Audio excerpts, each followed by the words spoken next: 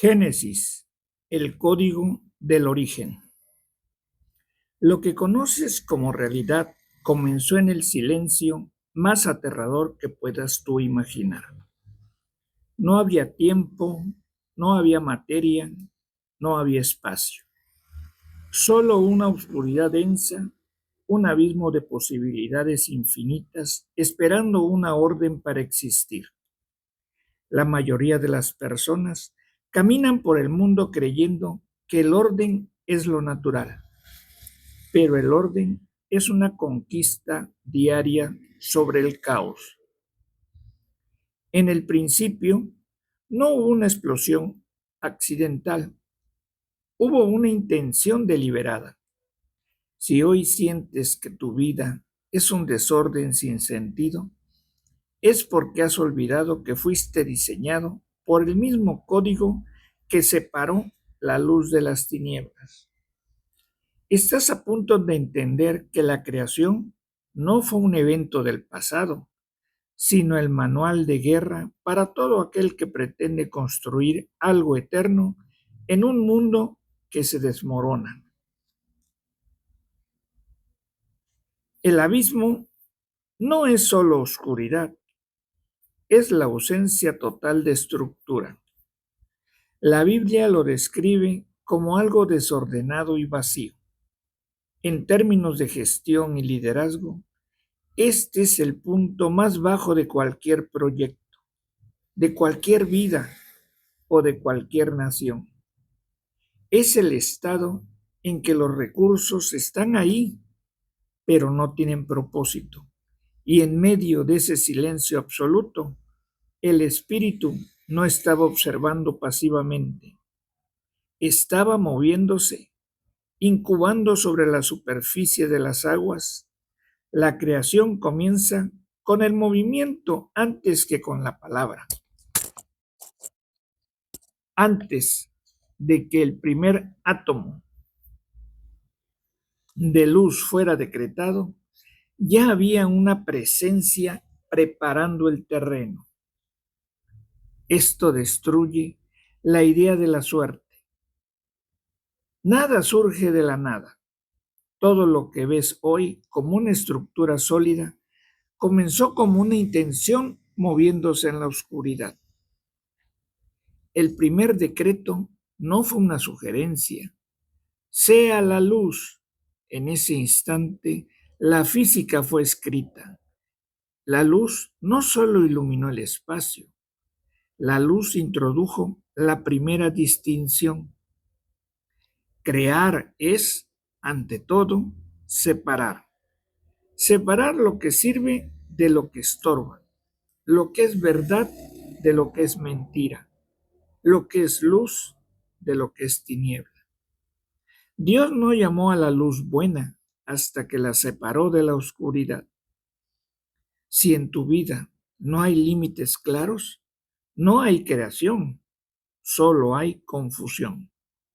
El Génesis nos enseña que el primer paso para el éxito no es acumular, es definir fronteras. El primer día estableció el ritmo del universo, el ciclo de la tarde y la mañana, el ritmo del trabajo y el descanso, la ley de la alternancia que rige desde las galaxias hasta tu propio ritmo cardíaco. Pero la arquitectura del cosmos requería más que iluminación, requería un espacio operativo. El segundo día es el día de la expansión, de la creación del firmamento. Fue la separación de las aguas de arriba y las aguas de abajo. En términos estratégicos, Dios estaba construyendo el marco de trabajo. Estaba creando el entorno donde la vida podría ser posible. A menudo queremos resultados inmediatos, sin haber construido el ecosistema que lo soporte. El Génesis nos muestra que el arquitecto dedicó tiempo a la infraestructura antes de traer a los protagonistas. El cielo y el océano no fueron adornos, fueron los límites de seguridad para la existencia. El orden es el lenguaje de Dios y el desorden es el síntoma de la ausencia de su código. Al llegar al tercer día, la intensidad aumenta. La orden fue: júntense las aguas y descúbrase lo seco. Aparece la tierra firme. La estabilidad surge cuando el caos, o sea, el agua, es confinado a sus límites. Este es el nacimiento de la productividad. La tierra no apareció para ser admirada, sino para producir hierba verde, semilla y frutos. Aquí se establece la ley de la siembra y la cosecha, la ley que rige la economía y el carácter. Nada en el Génesis crece sin semilla previa. Si quieres un fruto diferente en tu vida, tienes que revisar qué semilla estás permitiendo que toque tu tierra firme. Dios no creó los bosques terminados, creó el sistema reproductivo para que la tierra se gestionara a sí misma bajo su ley. El cuarto día es la instalación del sistema de navegación. Las lumbreras, el sol, la luna y las estrellas no fueron creadas para ser adorados, sino para servir como señales para las estaciones, para los días y hasta para los años. Dios instaló el reloj del universo. Aquí aprendemos que el tiempo no es algo que nos sucede, es algo que debemos gobernar. El sol rige al día, la luna rige la noche. Hay un tiempo para la guerra y un tiempo para la paz, un tiempo para la siembra y un tiempo para la conquista. Quien no entiende las estaciones de su propia vida está condenado a fracasar a pesar de tener mucho talento. Las lumbreras separaron definitivamente el orden del azar. El cosmos ya no era solo un espacio iluminado, era un sistema sincronizado con una precisión que desafía cualquier intelecto humano. En el quinto día, la vida rompe el silencio del océano y el aire. Grandes monstruos marinos, aves de cada especie. La orden fue: fructificad y multiplicaos. Dios imbuyó en la creación la capacidad de la expansión. La vida no es un estado pasivo, es una fuerza que busca llenar cada rincón disponible. La biodiversidad no fue un accidente evolutivo, fue un despliegue de genialidad creativa. Cada criatura con su código, cada una con su función. El ecosistema estaba casi completo, una maquinaria perfecta de interdependencia, donde nada faltaba y nada sobraba. El escenario estaba listo para la entrada del único ser que no sería creado según su especie, sino según una especie superior. El sexto día es el clímax de la audacia divina. Primero, los animales terrestres, la fuerza bruta y la agilidad de la naturaleza. Pero entonces, el consejo divino se detiene. Hagamos al hombre a nuestra imagen, conforme a nuestra semejanza. Aquí el guión de la historia cambia totalmente para siempre.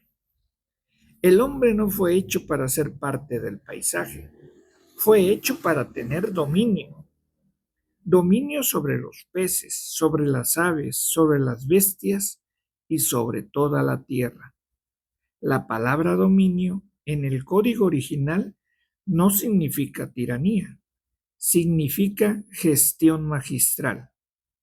Fuiste diseñado para ser el administrador de la gloria de Dios en la materia. el hombre recibió el aliento de vida directamente de la fuente, convirtiéndose en el puente entre lo eterno y lo temporal. Sin embargo, el hombre fue puesto en un jardín, el Edén, no para descansar, sino para labrarlo y guardarlo. La responsabilidad precedió al placer. El Génesis nos revela que el trabajo no es un castigo, es la forma en que el hombre ejerce su semejanza con el Creador. En este punto, la armonía era absoluta. El hombre caminaba en la presencia de la sabiduría sin velos. Tenía autoridad sobre cada nombre y cada criatura. Pero en el centro del jardín, entre la abundancia y el poder, Dios colocó un límite: el árbol del conocimiento del bien y del mal. La libertad real no existe sin la posibilidad de la desobediencia.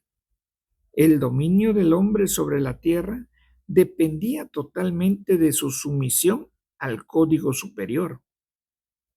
El escenario estaba listo, la corona estaba puesta, pero la sombra de una pregunta estaba a punto de serpentear entre las ramas, poniendo a prueba si el hombre amaba más su posición o a su creador.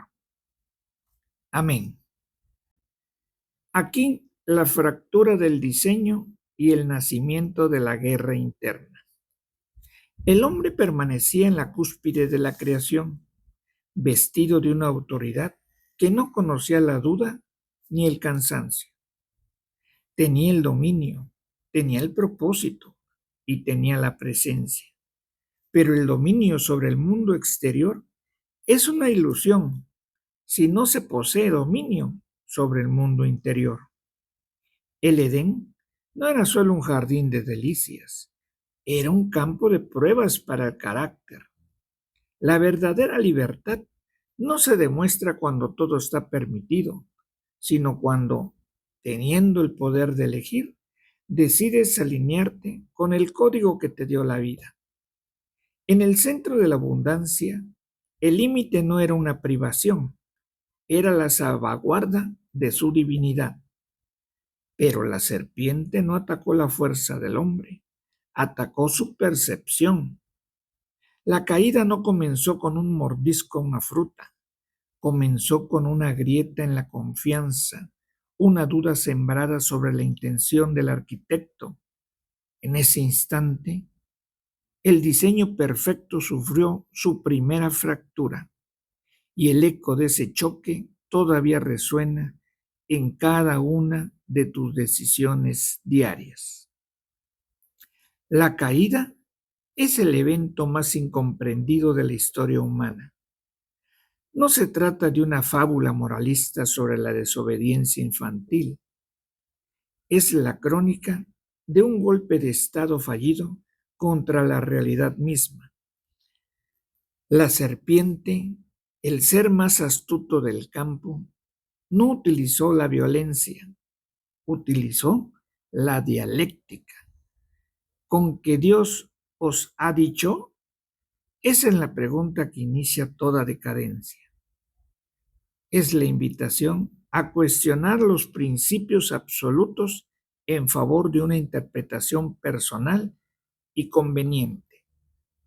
El engaño no fue ofrecerles algo que no tenían, sino hacerles creer que les faltaba algo que ya poseían por diseño.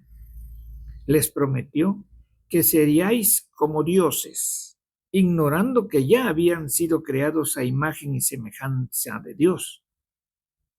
El pecado original es la ambición de autonomía total, querer el beneficio del reino sin la soberanía del rey. Cuando la mujer y el hombre se dieron, no solo rompieron una regla, rompieron su naturaleza. Al instante, sus ojos fueron abiertos, pero no para ver la gloria, sino para ver su propia carencia. La desnudez, que antes era transparencia y confianza, se convirtió en una fuente de vergüenza. La culpa es el primer síntoma de la pérdida de autoridad. Un líder que se siente culpable es un líder que se esconde. Y eso fue exactamente lo que hicieron. Se escondieron entre los árboles del huerto. Imagina nada más la tragedia. El administrador de la tierra, el señor de las bestias, oculto tras unos arbustos porque ya no podía sostenerle la mirada a la verdad. El miedo entró en el torrente sanguíneo de la humanidad y con el miedo la necesidad de cubrirse con hojas de higuera, con fachadas y con mentiras. El interrogatorio divino en el huerto es una lección de psicología criminal y responsabilidad evadida. ¿Dónde estás tú? No fue una pregunta de ubicación geográfica, fue un llamado a la ubicación espiritual. La respuesta del hombre fue la primera gran excusa de la historia. La mujer que me diste por compañera me dio del árbol y yo comí. En una sola frase, el hombre culpó a su pareja y, de paso, culpó a Dios por habérsela dado. La mujer, a su vez, culpó a la serpiente. La transferencia de responsabilidad es el rasgo distintivo del esclavo. El hombre dejó de ser el soberano para convertirse en una víctima de sus circunstancias y de sus relaciones. Al abdicar de su responsabilidad, perdió automáticamente su dominio sobre la creación. Pero la sentencia no fue una venganza, fue la consecuencia lógica de salir del diseño original. La tierra, que antes respondía con frutos espontáneos, ahora produciría espinos y cardos. El trabajo pasaría de ser un ejercicio de creatividad a ser un esfuerzo agónico bajo el sudor de la frente. La armonía con la naturaleza se transformó en una fricción constante. Sin embargo, en medio del juicio, Dios introdujo la primera promesa de guerra y redención. La simiente de la mujer heriría la cabeza de la serpiente. Desde ese momento, el Génesis deja de ser un diario de paz para convertirse en un boletín de guerra. La historia humana se transformó en una lucha dinástica por recuperar lo que se perdió en un solo acto de arrogancia. La expulsión del Edén no fue un acto de crueldad, sino de preservación. Dios puso querubines y una espada encendida para guardar el camino al árbol de la vida. El hombre, en su estado de corrupción, no podía vivir para siempre, porque eso significaría la eternidad del mal. La muerte física se convirtió en la única salida posible para una futura restauración. Al salir del jardín, Adán y Eva no solo dejaron atrás un lugar, dejaron atrás una identidad. Entraron en un mundo hostil, donde la supervivencia sería la prioridad y donde la conexión con lo divino sería, a partir de entonces, un acto de fe y sacrificio, no una evidencia diaria. La tragedia se identificó rápidamente con la siguiente generación. Caín y Abel representan las dos fracciones en las que se dividiría la humanidad: el camino de la fe y el camino de la religión por esfuerzo propio. Abel trajo lo mejor de sus primogénitos, un sacrificio que reconocía que la vida pertenece a Dios. Caín trajo una ofrenda del fruto de la tierra, un producto de su propio sudor que no reconocía la necesidad de redención. Cuando Dios aceptó a Abel y no a Caín, no fue por favoritismo, sino por la actitud del corazón. La reacción de Caín fue la ira y la depresión. Dios le advirtió: el pecado está a la puerta, pero tú te encargarás de él. Es la misma advertencia para ti hoy. Si no gobiernas tus emociones te destruirán. Caín no escuchó. El primer asesinato de la historia no fue por dinero o territorio, fue por envidia espiritual. El hombre que se siente rechazado por su propia mediocridad prefiere eliminar al que tiene éxito antes que corregir su propio camino. La sangre de Abel clamó desde la tierra, estableciendo una ley espiritual. El mal deja una huella que no puede ser borrada por el silencio. Caín fue marcado y condenado a ser vagabundo y extranjero.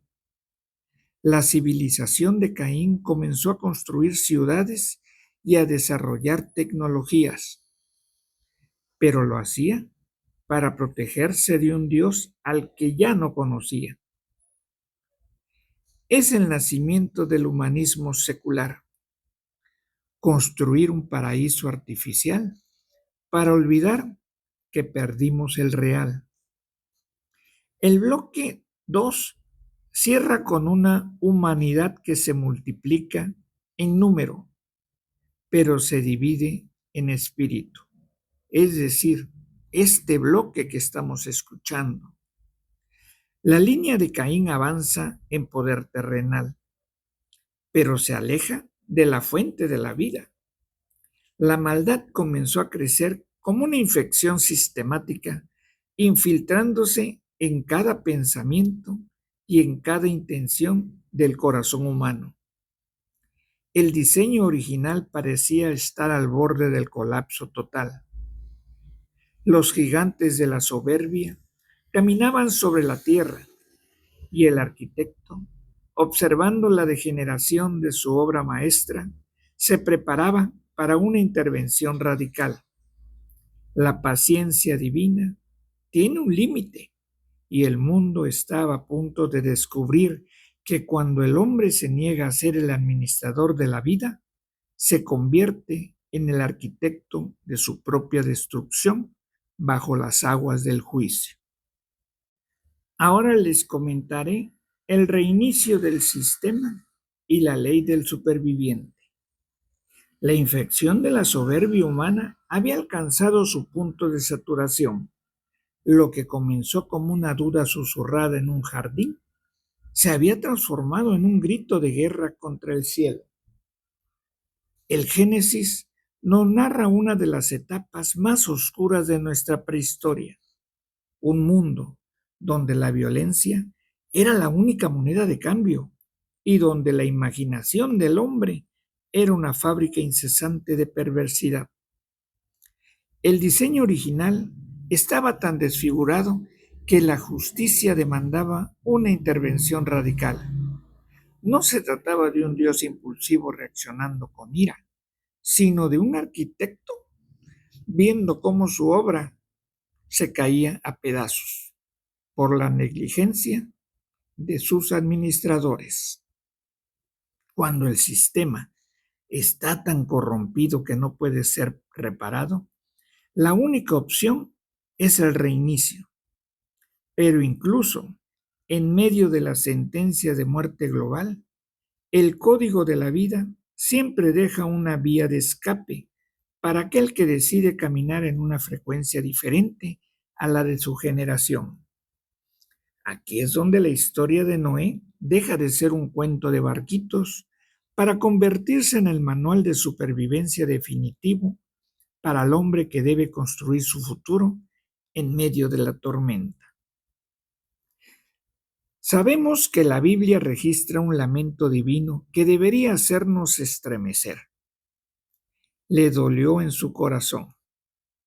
El Creador vio que la maldad de los hombres era mucha en la tierra y que todo designio de los pensamientos del corazón de ellos era de continuo solamente el mal. La humanidad había cruzado una línea de no retorno. La libertad se había convertido en libertinaje y la fuerza en tiranía. Había gigantes sobre la tierra en aquellos días, hombres de renombre, pero de una bajeza moral que hacía imposible la convivencia. La tierra estaba corrompida, una palabra que el código original implica un estado de putrefacción que ya no puede sostener la vida.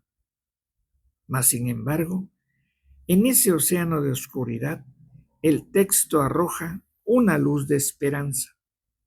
Pero Noé halló gracia ante los ojos del Señor. Noé era un hombre perfecto en el sentido de carecer de errores, sino que era justo y perfecto en sus generaciones, lo que significa que conservó su integridad y su diseño original en un mundo que había mutado hacia lo monstruoso. La instrucción de Dios para Noé fue el primer gran proyecto de ingeniería bajo presión extrema. Se le ordenó construir un arca de madera de gofer. Entiende la magnitud de la tarea. Noé no era un constructor de barcos y estaba fabricando una estructura masiva en un lugar donde, según sugieren muchos textos, nunca había caído una lluvia torrencial. La fe de Noé no fue un sentimiento abstracto, fue una ejecución técnica que duró décadas. Cada clavo martillado, cada tabla sellada con brea, era un sermón visual para una sociedad que se burlaba de su locura. Construir el arca fue un acto de aislamiento voluntario. Para salvar el futuro, Noé tuvo que dejar de intentar encajar en el presente. Si tú hoy sientes que tus principios te alejan de la masa, recuerda que Noé fue el hombre más solo de su época antes de ser el hombre más importante de la siguiente. El arca no fue diseñada para la navegación, sino para la preservación. No tenía timón, no tenía velas, no tenía remos. Su única función era la de flotar. Esto nos enseña una lección de oscuridad espiritual. Cuando la tormenta es enviada por el cielo, tu único trabajo no es dirigir el barco, sino confiar en que el arquitecto es el que lleva el control del oleaje. Noé introdujo en el arca no solo a su familia, sino el código genético de la creación, parejas de cada especie para conservar viva la especie sobre la faz de la tierra. El arca era un microcosmos del Edén, un santuario del orden flotando sobre un cementerio de caos. Cuando Dios mismo cerró la puerta, el tiempo de la negociación terminó. El juicio no es una opción, es una necesidad biológica cuando el mal amenaza con consumir la existencia entera. El diluvio fue un colapso total de la infraestructura planetaria. Las fuentes del gran abismo fueron rotas y las cataratas de los cielos fueron abiertas durante 40 días y 40 noches. El agua reclamó su territorio original. Todo lo que tenía aliento de vida en tierra firme pereció. Los imperios de los hombres, sus ciudades amuralladas, sus monumentos a la soberbia y sus ejércitos de gigantes fueron borrados como si nunca hubieran existido. La tierra volvió a ser un abismo de aguas, tal como en el primer día del Génesis. Pero en medio de esa devastación, el arca flotaba sobre la superficie de las aguas mientras el mundo se hundía bajo el peso de su propia rebelión. Noé y su casa ascendían por la fuerza del mismo elemento que construía a los demás. El juicio para uno es la plataforma de elevación para otros. Todo depende de si has construido tu estructura de acuerdo al código o de acuerdo a tus propias opiniones. Cuando las aguas finalmente comenzaron a retroceder, Noé no salió del arca de inmediato, esperó. Aprendió a leer las señales, el cuervo que no volvía, la paloma que regresaba con una rama de olivo. La paciencia después de la tormenta es tan crucial como la obediencia durante ella. Al pisar tierra firme en el monte Ararat, lo primero que hizo Noé no fue construir una casa para sí mismo, sino levantar un altar. El reconocimiento de la soberanía divina es el primer paso de cualquier nueva civilización. El sacrificio de Noé subió como olor fragante. Dios respondió con una promesa que cambió la relación entre el cielo y la tierra para siempre. No volveré más a maldecir la tierra por causa del hombre. Mientras la tierra permanezca, no cesarán la sementera y la siega, el frío y el calor, el verano y el invierno, el día y la noche. Dios bendijo a Noé y a sus hijos con la misma orden que recibió a Adán: fructificad y multiplicaos y llenad la tierra. Pero el mundo ya no era el mismo. El miedo y el pavor de los animales estarían sobre el hombre, y la dieta humana incluiría ahora la carne, pero con una prohibición estricta. La sangre no se comerá, porque la vida está en la sangre. Se estableció la primera ley civil de justicia retributiva. El que derramare sangre de hombre, por el hombre su sangre será derramada. El valor de la vida humana fue blindado por un decreto divino. Dios puso su arco en las nubes como una señal de pacto, un recordatorio visual de que, aunque el hombre falle, el Creador mantendrá el orden del cosmos para permitir que la historia avance hacia su redención final. Sin embargo, el corazón humano no fue purificado por el agua del diluvio. Poco después de la salvación, vemos la fragilidad de Noé en su embriaguez y el conflicto entre sus hijos, Sem, Cam y Jafet. El pecado seguía presente, agasajado en el ADN de los sobrevivientes. La humanidad comenzó a multiplicarse de nuevo, pero pronto el orgullo volvió a asomar su cabeza en la llanura del Sinar. Vamos, edifiquemos una ciudad de una torre, cuya cúspide llegue al cielo, y hagámonos un nombre. Babel fue el primer intento de globalismo totalitario, un sistema donde todos hablaban una sola lengua y tenían un solo propósito: llegar a Dios por sus propios medios, sin altar y sin sacrificio. La Torre de Babel no era un logro arquitectónico, era un monumento a la autosuficiencia humana. La respuesta divina a Babel fue sutil pero demoledora. La confusión de las lenguas. Dios no necesitó enviar rayos, simplemente rompió la comunicación. Un sistema que no puede comunicarse no puede colaborar, y un sistema que no colabora pues no puede conquistar. La humanidad se dispersó por toda la faz de la tierra, llevando consigo los fragmentos del lenguaje original y las sombras del conocimiento perdido. El mundo se fragmentó en naciones y lenguas, alejándose del centro de la torre, pero llevándose el mismo vacío en el alma. El Génesis nos muestra aquí que el hombre, por sí solo, siempre intentará reconstruir su propio Egipto o su propia Babel. Se necesita algo más que un reinicio por agua. Se necesitaba un hombre, una familia y un pacto que no dependiera de la fuerza de los ladrillos, sino de la fuerza de una promesa que caminaría por el desierto hacia lo desconocido. Amén y amén.